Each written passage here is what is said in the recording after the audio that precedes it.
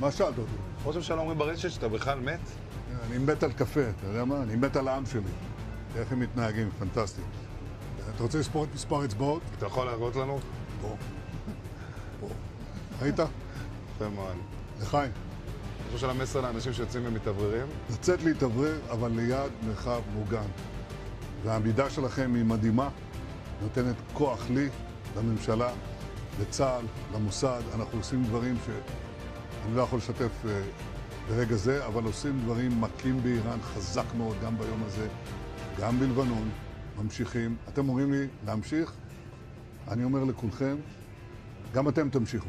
תמשיכו להישמע להוראות פיקוד העורף, כל הזמן, להישמע להוראות פיקוד העורף, וגם לראשי הערים, להיות תמיד ליד מרחב מוגן. אנחנו נקל ככל שהדבר ניתן.